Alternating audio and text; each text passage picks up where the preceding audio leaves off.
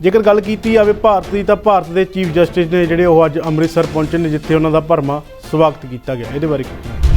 ਭਾਰਤ ਦੇ ਜਿਹੜੇ supreme court ਦੇ ਮੁੱਖ ਜੱਜ ਨੇ ਸ਼੍ਰੀ ਐਨ.ਵੀ. ਰਮन्ना ਸਾਹਿਬ, ਜਿਨ੍ਹਾਂ ਦੀ ਸ਼ਖਸੀਅਤ ਆਪਣੇ ਆਪ ਦੇ ਵਿੱਚ ਬੜੀ ਅਹਿਮ ਹੈ, ਉਹ ਗੁਰੂ ਨਗਰੀ ਅੰਮ੍ਰਿਤਸਰ ਦੇ ਵਿੱਚ ਦਰਬਾਰ ਸਾਹਿਬ ਵਿਖੇ ਨਤਮਸਤਕ ਹੋਣ ਆਏ, ਜਿੱਥੇ ਉਹਨਾਂ ਦਾ ਪੰਜਾਬ ਵੱਲੋਂ ਭਰਵੇਂ ਰੂਪ ਦੇ ਵਿੱਚ ਸਵਾਗਤ ਕੀਤਾ ਗਿਆ। ਉਹਨਾਂ ਨੂੰ ਦਰਬਾਰ ਸਾਹਿਬ ਦਾ ਮਾਡਲ ਵੀ ਪੇਸ਼ ਕੀਤਾ ਗਿਆ। ਜਿਹੜੇ ਸਾਡੇ ਮੁੱਖ ਸਕੱਤਰ ਨੇ ਔਰ ਉੱਥੋਂ ਦੇ ਸੈਸ਼ਨ ਜੱਜ ਸਾਹਿਬ, ਕਮਿਸ਼ਨਰ ਜਲੰਧਰ ਡਿਵੀਜ਼ਨ, ਡੀਸੀ ਅਤੇ ਸਰਕਾਰ ਦੇ ਹੋਰ ਸੀਨੀਅਰ ਮੰਤਰੀ ਤੇ ਨੁਮਾਇੰਦੇ ਉਹਨਾਂ ਦੇ ਸਵਾਗਤ ਵਾਸਤੇ ਉੱਥੇ ਗਏ। ਕਣਕ ਦੀ ਫਸਲ ਜੀ ਉਹ ਜਿਹੜੀ ਉਹਦੀ ਖਰੀਦ ਆ ਜਿਹੜੀ ਉਹ ਬੰਦ ਕਰ ਦਿੱਤੀ ਸੀਗੀ ਕਿਸੇ ਕਾਰਨ ਕਰਕੇ, ਪਰ ਹੁਣ ਜਿਹੜੀ ਉਹ ਮੁੜ ਜਿਹੜੀ ਸ਼ੁਰੂ ਕਰ ਦਿੱਤੀ ਗਈ ਹੈ। ਇਹ ਬਹੁਤ ਵੱਡਾ ਕੰਮ ਸੀ ਜੀ। ਤਾਪਮਾਨ ਬਹੁਤ ਵੱਧ ਗਿਆ, ਜਿਹਦੇ ਨਾਲ ਦਾਣਾ ਸੁੰਗੜ ਗਿਆ। ਉਹ ਸੁੰਗੜੇ ਹੋਏ ਦਾਣੇ ਕਰਕੇ ਝਾੜ ਵੀ ਘਟ ਗਿਆ।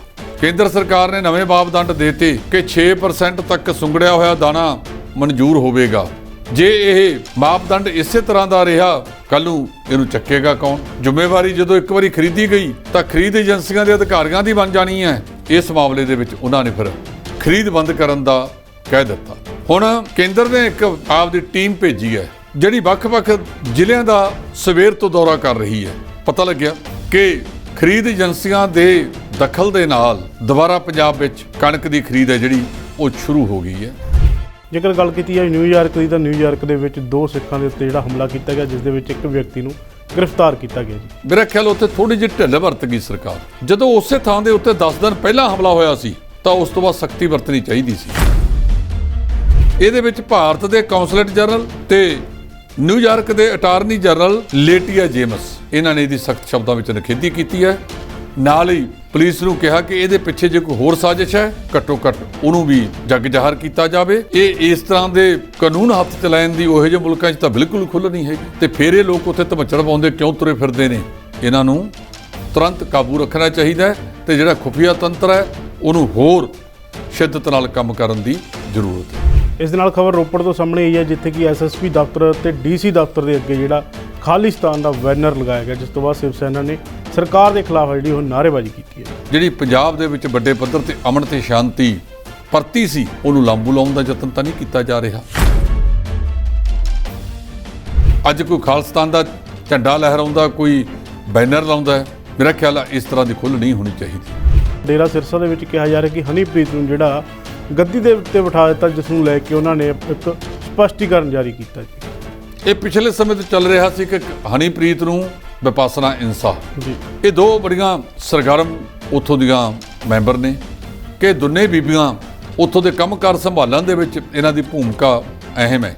ਬਿਆਨ ਜਾਰੀ ਕਰਕੇ ਹਨੀਪ੍ਰੀਤ ਨੇ ਸਪਸ਼ਟ ਕੀਤਾ, ਉਹਨਾਂ ਦਾ ਪਾਪਾ ਕਿਹਾ, ਉਹ ਕਹਿੰਦੀ ਵੀ ਜੋ ਡੇਰਾ ਮੁਖੀ ਹੈ ਉਹੀ ਪਹਿਲਾ ਮੁਖੀ ਸੀ, ਉਹ ਅੱਜ ਮੁਖੀ ਹੈ ਤੇ ਕੱਲ੍ਹ ਨੂੰ ਵੀ ਮੁਖੀ ਰਹੇਗਾ। ਇੱਕ ਵਾਰੀ ਉਹਨੇ ਸਪਸ਼ਟੀਕਰਨ ਦੇਣ ਦਾ ਯਤਨ ਕੀਤਾ।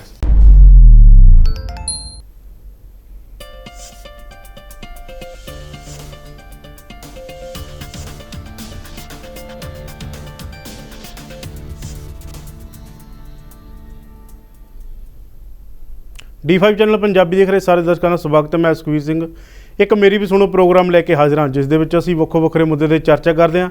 ਤੇ ਚਰਚਾ ਕਰਨ ਲਈ ਸਾਡੇ ਨਾਲ ਨੇ D5 ਦੇ ਸੀਨੀਅਰ ਐਡੀਟਰ ਜਸਪਾਲ ਸਿੰਘ ਢਿੱਲੋਂ ਜੀ। ਆਓ ਉਹਨਾਂ ਦਾ ਸਵਾਗਤ ਕਰ ਲਈਏ। ਸਤਿ ਸ਼੍ਰੀ ਅਕਾਲ ਜੀ। ਸਤਿ ਸ਼੍ਰੀ ਅਕਾਲ ਜੀ ਭੰਗੂ ਸਾਹਿਬ।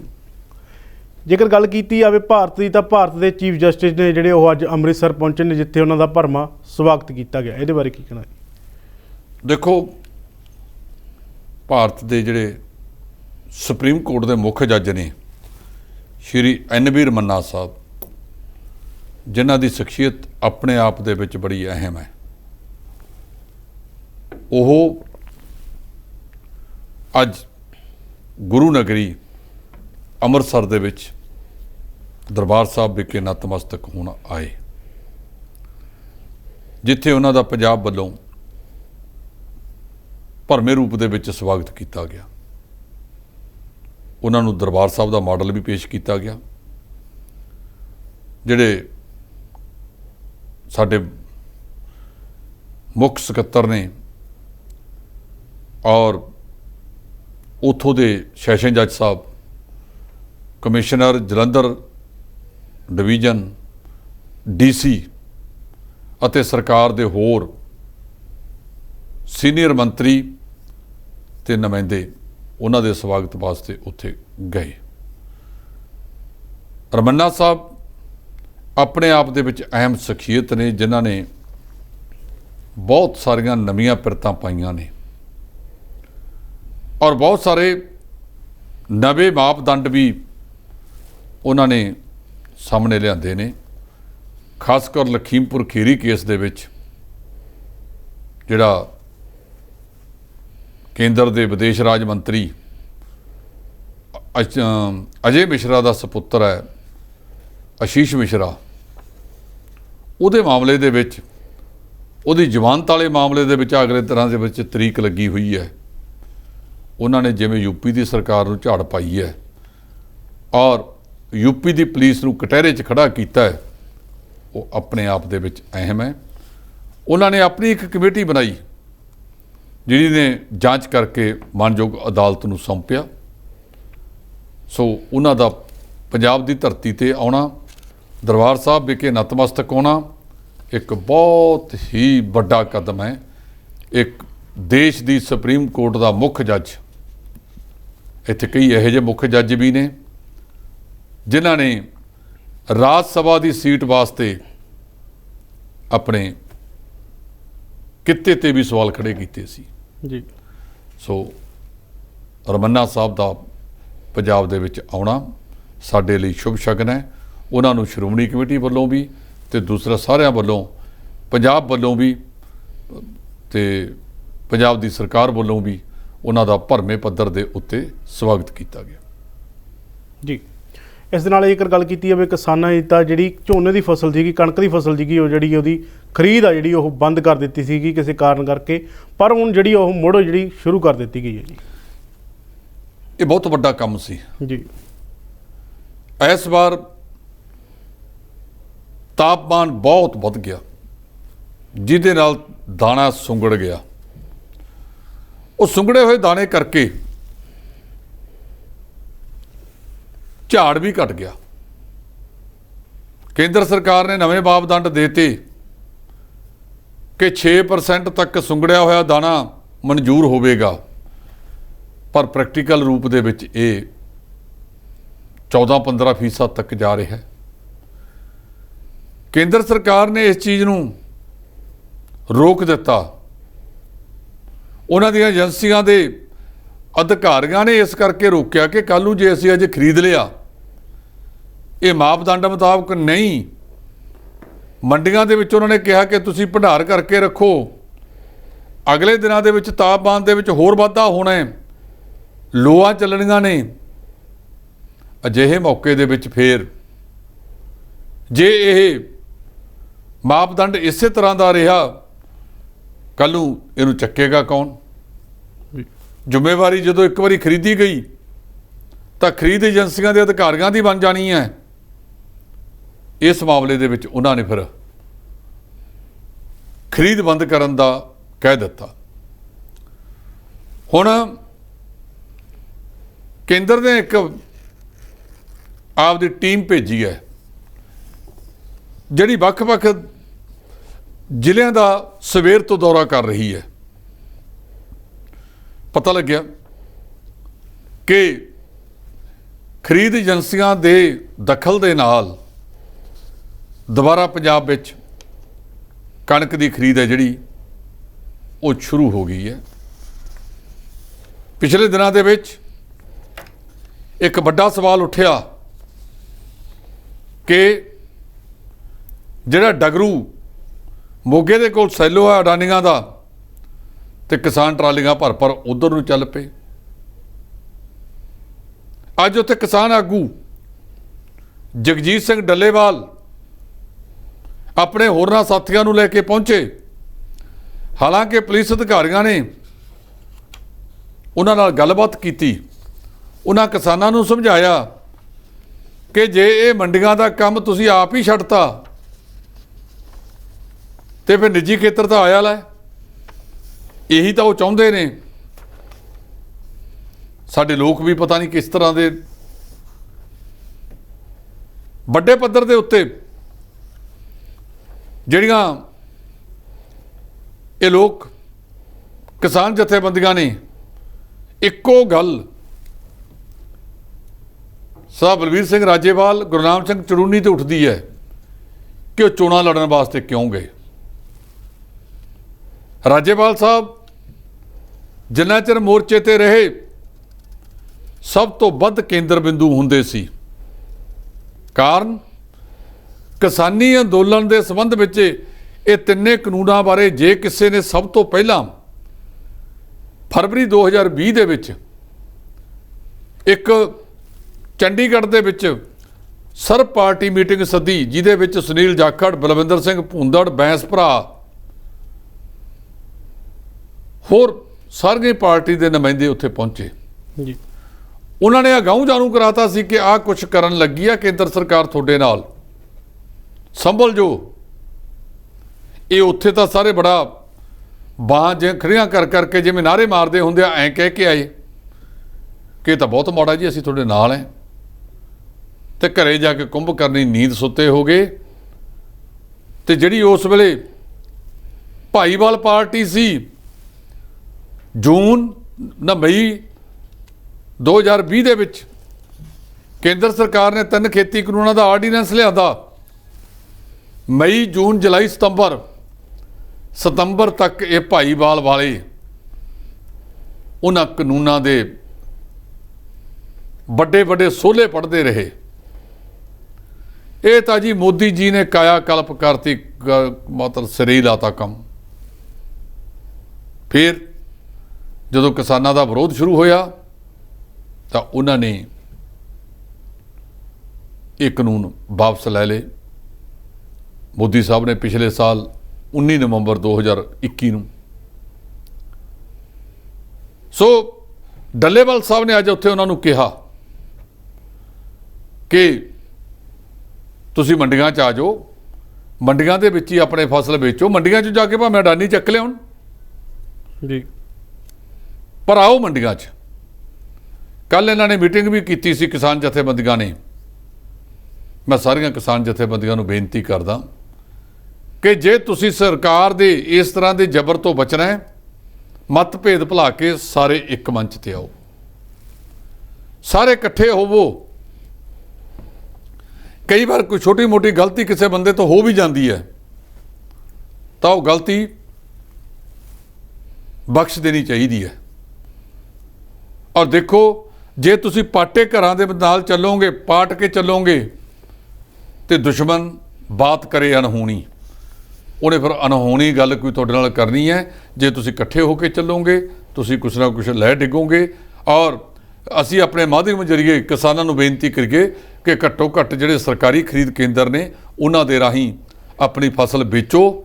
ਉਹਦੇ ਵਿੱਚ ਆੜ੍ਹਤੀਏ ਦਾ ਹੀ ਫਾਇਦਾ ਹੈ, ਜਿਹੜਾ ਮਜ਼ਦੂਰ ਉੱਥੇ ਕੰਮ ਕਰਦਾ ਉਹਦਾ ਵੀ ਫਾਇਦਾ। ਉਹਦੇ ਪੈਸੇ ਤੁਸੀਂ ਨਹੀਂ ਦੇਣੇ, ਸਰਕਾਰ ਨੇ ਦੇਣੇ ਨੇ, ਲੇਕਿਨ ਉਹਦੇ ਨਾਲ ਉਹਦਾ ਘਰ ਵੀ ਚੱਲਦਾ ਰਹੂਗਾ। ਔਰ ਜਿਹੜਾ ਨਿੱਜਤਾ ਸਰਕਾਰ ਲਿਆ ਰਹੀ ਹੈ ਉਹ ਨਿੱਜਤਾ ਵੀ ਖਤਮ ਹੋ ਜਾਵੇਗੀ ਜੀ। ਜੇਕਰ ਗੱਲ ਕੀਤੀ ਜਾਵੇ ਨਿਊਯਾਰਕ ਦੀ, ਤਾਂ ਨਿਊਯਾਰਕ ਦੇ ਵਿੱਚ 2 ਸਿੱਖਾਂ ਦੇ ਉੱਤੇ ਜਿਹੜਾ ਹਮਲਾ ਕੀਤਾ ਗਿਆ, ਜਿਸ ਦੇ ਵਿੱਚ ਇੱਕ ਵਿਅਕਤੀ ਨੂੰ ਗ੍ਰਿਫਤਾਰ ਕੀਤਾ ਗਿਆ ਜੀ। ਇਹਦੇ ਬਾਰੇ ਹਾਂ, ਉਹਦੇ ਵਿੱਚ ਨਾ ਮੇਰਾ ਖਿਆਲ ਉੱਥੇ ਥੋੜ੍ਹੀ ਜਿਹੀ ਢਿੱਲ ਵਰਤ ਗਈ ਸਰਕਾਰ। ਜੀ, ਜਦੋਂ ਉਸੇ ਥਾਂ ਦੇ ਉੱਤੇ 10 ਦਿਨ ਪਹਿਲਾਂ ਹਮਲਾ ਹੋਇਆ ਸੀ ਤਾਂ ਉਸ ਤੋਂ ਬਾਅਦ ਸਖਤੀ ਵਰਤਣੀ ਚਾਹੀਦੀ ਸੀ। ਇਹ ਇਸ ਤਰ੍ਹਾਂ ਦੇ ਸਿਰ ਫਿਰੇ, ਅਸੀਂ ਤਾਂ ਕਹਿੰਦੇ ਹਾਂ ਸਾਡੇ ਮੁਲਕ ਜੀ ਬਹੁਤ ਨੇ, ਉੱਥੇ ਹੀ ਬਥੇਰੇ ਤੁਰੇ ਫਿਰਦੇ ਆ। ਇਹਦੇ ਵਿੱਚ ਭਾਰਤ ਦੇ ਕੌਂਸਲੇਟ ਜਨਰਲ ਤੇ ਨਿਊਯਾਰਕ ਦੇ ਅਟਾਰਨੀ ਜਨਰਲ ਲੇਟੀਆ ਜੇਮਸ, ਇਹਨਾਂ ਨੇ ਇਹਦੀ ਸਖਤ ਸ਼ਬਦਾਂ ਵਿੱਚ ਨਿਖੇਧੀ ਕੀਤੀ ਹੈ। ਨਾਲ ਹੀ ਪੁਲਿਸ ਨੂੰ ਕਿਹਾ ਕਿ ਇਹਦੇ ਪਿੱਛੇ ਜੇ ਕੋਈ ਹੋਰ ਸਾਜ਼ਿਸ਼ ਹੈ ਘੱਟੋ ਘੱਟ ਉਹਨੂੰ ਵੀ ਜੱਗ ਜ਼ਾਹਰ ਕੀਤਾ ਜਾਵੇ। ਇਹ ਇਸ ਤਰ੍ਹਾਂ ਦੇ ਕਾਨੂੰਨ ਹੱਥ ਚਲਾਉਣ ਦੀ ਉਹੋ ਜਿਹੇ ਮੁਲਕਾਂ 'ਚ ਤਾਂ ਬਿਲਕੁਲ ਖੁੱਲ੍ਹ ਨਹੀਂ ਹੈਗੀ ਜੀ। ਤੇ ਫਿਰ ਇਹ ਲੋਕ ਉੱਥੇ ਧਮੱਚੜ ਪਾਉਂਦੇ ਕਿਉਂ ਤੁਰੇ ਫਿਰਦੇ ਨੇ? ਇਹਨਾਂ ਨੂੰ ਤੁਰੰਤ ਕਾਬੂ ਰੱਖਣਾ ਚਾਹੀਦਾ ਹੈ ਤੇ ਜਿਹੜਾ ਖੁਫੀਆ ਤੰਤਰ ਹੈ ਉਹਨੂੰ ਹੋਰ ਸ਼ਿੱਦਤ ਨਾਲ ਕੰਮ ਕਰਨ ਦੀ ਜ਼ਰੂਰਤ ਹੈ ਜੀ। ਇਸ ਦੇ ਨਾਲ ਖਬਰ ਰੋਪੜ ਤੋਂ ਸਾਹਮਣੇ ਆਈ ਹੈ, ਜਿੱਥੇ ਕਿ ਐਸਐਸਪੀ ਦਫ਼ਤਰ ਤੇ ਡੀਸੀ ਦਫ਼ਤਰ ਦੇ ਅੱਗੇ ਜਿਹੜਾ ਖਾਲਿਸਤਾਨ ਦਾ ਬੈਨਰ ਲਗਾਇਆ ਗਿਆ, ਜਿਸ ਤੋਂ ਬਾਅਦ ਸ਼ਿਵ ਸੈਨਾ ਨੇ ਸਰਕਾਰ ਦੇ ਖਿਲਾਫ ਜਿਹੜੀ ਉਹ ਨਾਅਰੇਬਾਜ਼ੀ ਕੀਤੀ ਹੈ ਜੀ। ਦੇਖੋ, ਜਿਹੜਾ ਸਰਕਾਰ ਦਾ ਖੁਫੀਆ ਤੰਤਰ ਹੈ ਜੀ, ਉਹਨੂੰ ਹੋਰ ਚੁਸਤ ਦਰੁਸਤ ਕਰਨ ਦੀ ਜ਼ਰੂਰਤ ਹੈ ਜੀ।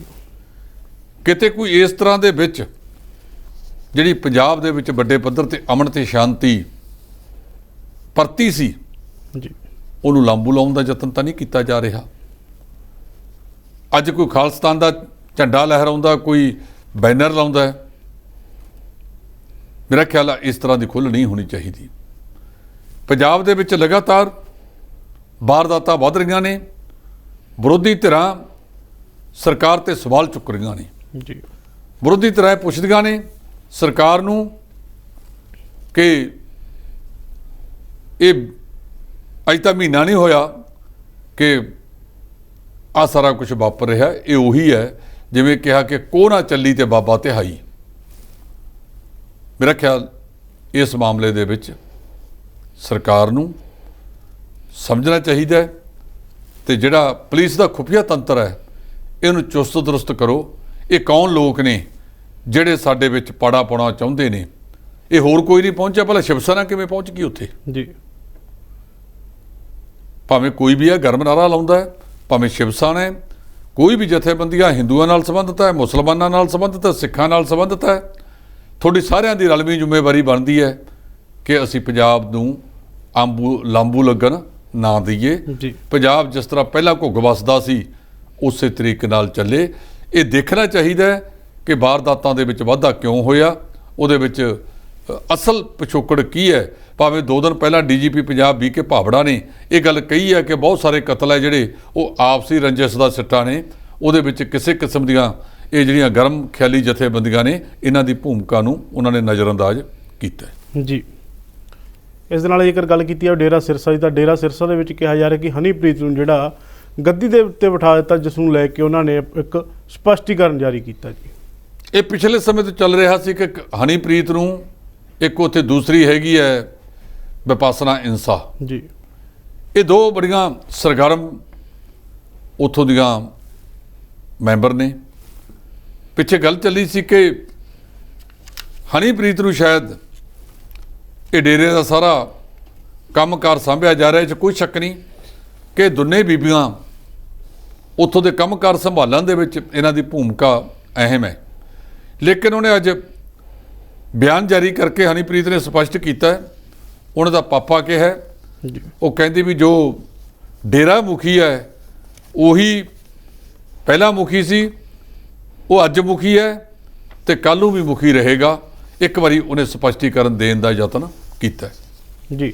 ਇਸ ਦੇ ਨਾਲ ਜੇਕਰ ਗੱਲ ਕੀਤੀ ਜਾਵੇ ਪ੍ਰਾਈਵੇਟ ਸਕੂਲਾਂ ਦੀ, ਤਾਂ ਪ੍ਰਾਈਵੇਟ ਸਕੂਲਾਂ ਵੱਲੋਂ ਲਗਾਤਾਰ ਜਿਹੜੀ ਲੁੱਟ ਮਚਾਈ ਜਾ ਰਹੀ ਸੀ, ਜਿਸ ਨੂੰ ਲੈ ਕੇ ਪੰਜਾਬ ਸਰਕਾਰ ਵੱਲੋਂ ਜਿਹੜੇ ਬੱਚਿਆਂ ਦੀਆਂ ਵਰਦੀਆਂ ਤੇ ਕਿਤਾਬਾਂ ਨੂੰ ਲੈ ਕੇ ਕਿਹਾ ਗਿਆ ਕਿ ਉਹ ਕਿਸੇ ਵੀ ਦੁਕਾਨ ਤੋਂ ਜਿਹੜਾ ਉਹ ਖਰੀਦ ਸਕਦੇ ਨੇ ਜੀ। ਇਹ ਪੰਜਾਬ ਦੇ ਸਿੱਖਿਆ ਵਿਭਾਗ ਨੇ ਇਸ ਮਾਮਲੇ ਦੇ ਵਿੱਚ ਕਹਿਤਾ ਕਿ ਇਸ ਤਰ੍ਹਾਂ ਦੀ ਕੋਈ ਗੱਲ ਨਹੀਂ ਹੋਵੇਗੀ ਕਿ ਤੁਸੀਂ ਇੱਕ ਪਾਰਟੀਕੂਲਰ ਜੀ ਦੁਕਾਨ ਤੋਂ ਹੀ ਸਾਰਾ ਕੁਝ ਖਰੀਦਣਾ ਹੈ। ਉਹ ਕਹਿੰਦੇ ਨਹੀਂ, ਅਜਿਹਾ ਨਹੀਂ, ਜੀ ਜਿਹੜੀ ਮਰਜ਼ੀ ਦੁਕਾਨ ਤੋਂ ਲੈ ਕੇ ਆਵੋ, ਜਿੱਥੋਂ ਜਿਹਨੂੰ ਪਸੰਦ ਆ ਉੱਥੋਂ ਲੈ ਕੇ ਆਵੋ। ਇਹਦੇ ਬਾਰੇ ਕੁਝ ਵਿਵਾਦ ਹੋਰ ਖੜੇ ਹੋਏ ਨੇ।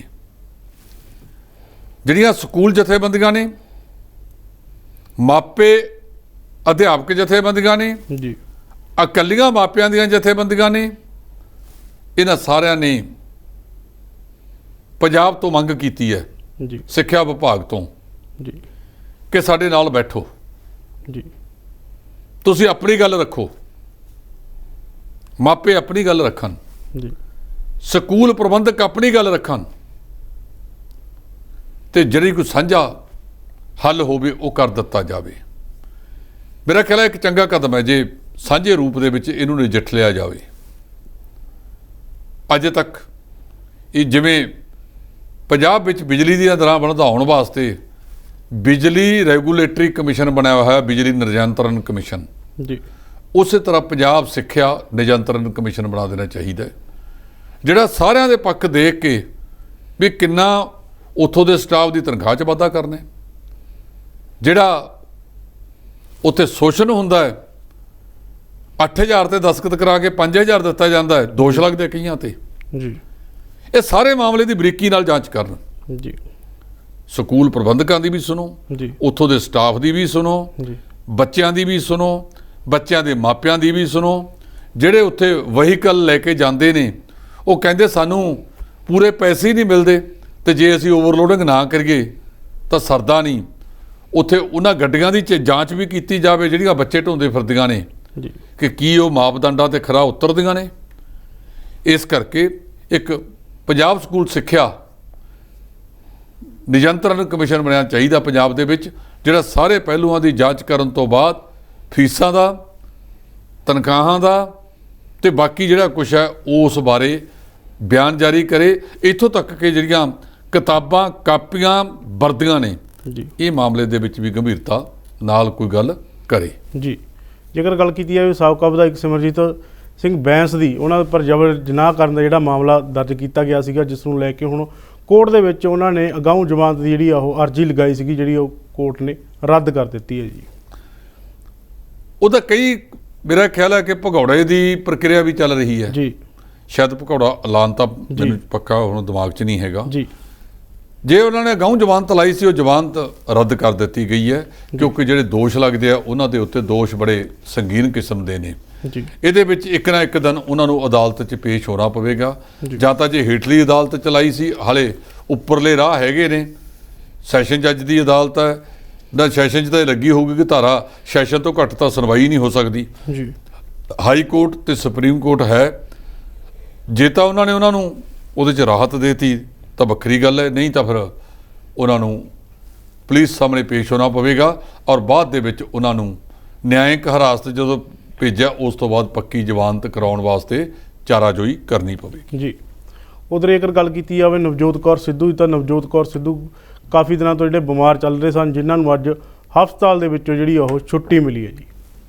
ਉਹਨਾਂ ਦੇ ਕਹਿੰਦੇ ਆ ਕਿ ਪਿੱਤੇ 'ਚ ਪੱਥਰੀ ਸੀ। ਜੀ ਪਹਿਲਾਂ ਅੰਮ੍ਰਿਤਸਰ ਦੇ ਇੱਕ ਹਸਪਤਾਲ 'ਚ ਦਾਖਲ ਕਰਾਇਆ ਗਿਆ, ਬਾਅਦ ਦੇ ਵਿੱਚ ਉਹਨਾਂ ਨੂੰ ਫੋਰਟਿਸ ਹਸਪਤਾਲ ਮੋਹਾਲੀ ਦੇ ਵਿੱਚ ਲਿਆਂਦਾ ਗਿਆ, ਜਿੱਥੇ ਉਹਨਾਂ ਨੂੰ ਹੁਣ ਇਹ ਰਾਹਤ ਮਿਲ ਗਈ ਹੈ, ਕਿਉਂਕਿ ਆਪਰੇਸ਼ਨ ਤੋਂ ਬਾਅਦ ਅੱਜ ਕੱਲ੍ਹ ਇਹ ਪਿੱਤੇ ਦੀ ਪੱਥਰੀ ਵਗੈਰਾ ਸਾਰੀਆਂ ਜਿਹੜੀਆਂ ਦੂਰਬੀਨ ਦੇ ਨਾਲ ਹੋ ਜਾਂਦੀਆਂ ਨੇ, ਉਸ ਤੋਂ ਬਾਅਦ ਉਹਨਾਂ ਨੂੰ ਛੁੱਟੀ ਕਰ ਦਿੱਤੀ ਗਈ ਹੈ।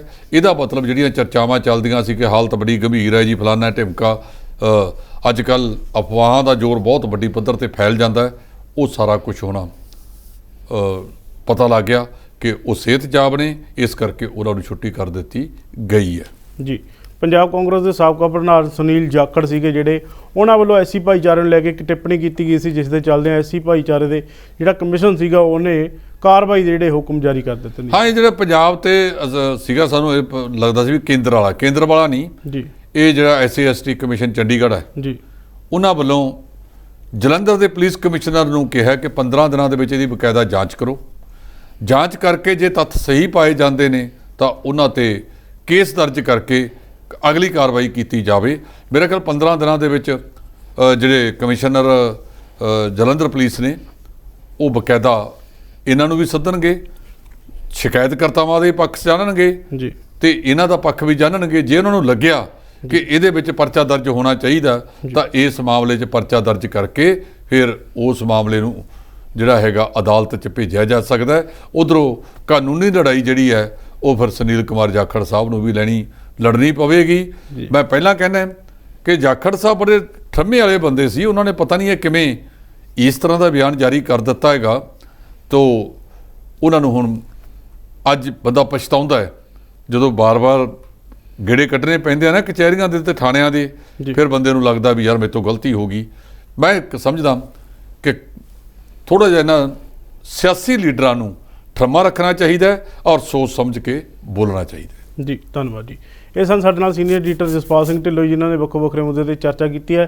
ਹੁਣ ਦੇਖਣਾ ਆਊਗਾ ਕਿ ਜਿਹੜਾ ਕਿਸਾਨਾਂ ਵੱਲੋਂ ਇਕੱਠੇ ਹੋ ਕੇ ਜਿਹੜਾ ਸੀਲੋ ਦਫ਼ਤਰ ਦੇ ਬਾਹਰ ਜਿਹੜੇ ਗਏ ਸੀਗੇ, ਸੀਲੋ ਗੋਦਾਮਾਂ ਦੇ ਬਾਹਰ ਗਏ ਸੀਗੇ, ਉਹਦਾ ਕੀ ਹੱਲ ਕੱਢਣਗੇ ਉਹ, ਕੀ ਉਹ ਜਿਹੜੀ ਉੱਥੇ ਖਰੀਦ ਹੋ ਰਹੀ ਆ ਉਹਨੂੰ ਰੋਕਣਗੇ ਜਾਂ ਫਿਰ ਆਪਣੇ ਕਿਸਾਨ ਭਰਾਵਾਂ ਨੂੰ ਸਮਝਾਉਣਗੇ ਜਾਂ ਹੁਣ ਦੁਬਾਰਾ ਮੰਡੀਆਂ ਦੇ ਵਿੱਚ ਕਣਕ ਲੈ ਕੇ ਆਉਣਗੇ, ਤਾਂ ਆਉਣ ਵਾਲਾ ਸਮਾਂ ਹੀ ਦੱਸੇਗਾ। ਤੁਸੀਂ ਦੇਖ ਰਹੇ ਹੋ D5 ਚੈਨਲ ਪੰਜਾਬੀ। ਧੰਨਵਾਦ।